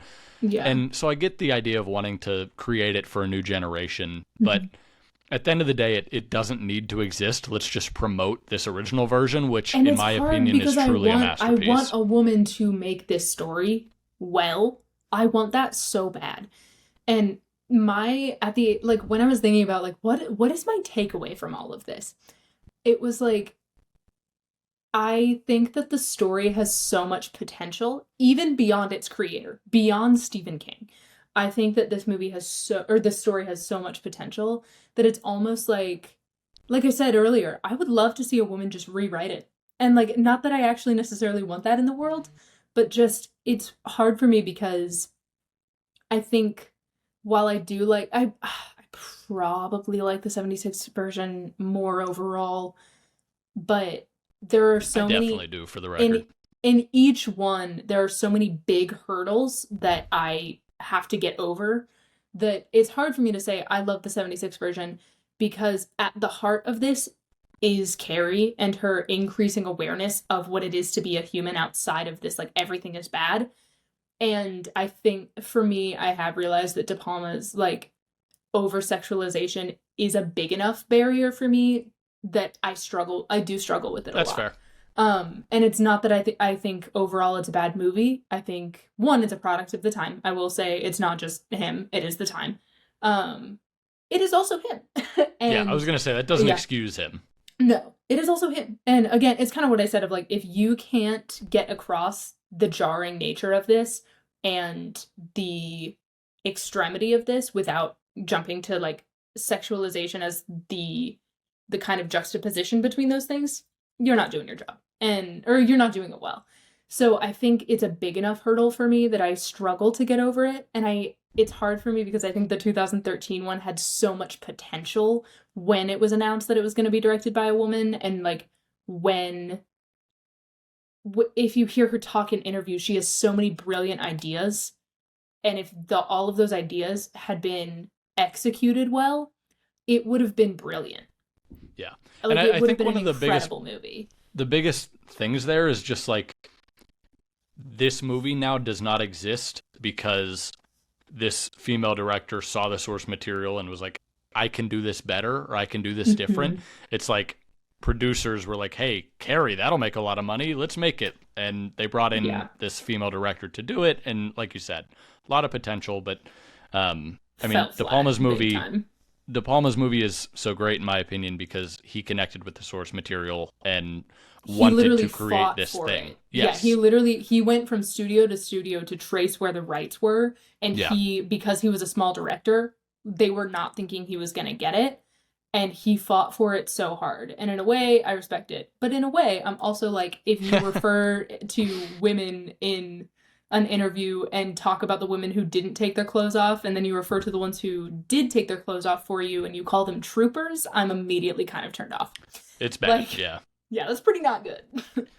But yeah, let's get into some closing thoughts here. You can go first. You were kind of saying it already, but yeah, closing thoughts. Carrie, yeah, you said that you like both of them, but yeah, what are you thinking?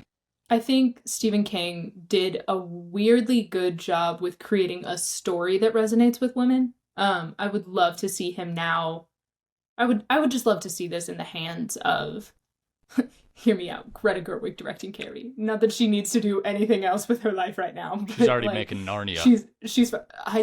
I think we need to talk about that as like children who are raised as like in a cult of C.S. Lewis. Like we just need to process that. But I would love to see an authentically feminine presentation of it. That would be really, really cool.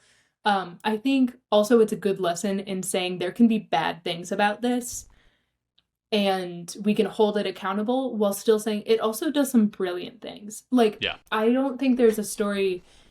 How many references to Carrie are there just in pop culture? Like, the idea of like dumping the pig's blood has become a phrase, has become a thing that is just so deeply embedded into pop culture that we just use it. And I think that De Palma did a really, really good job at creating something that was going to last.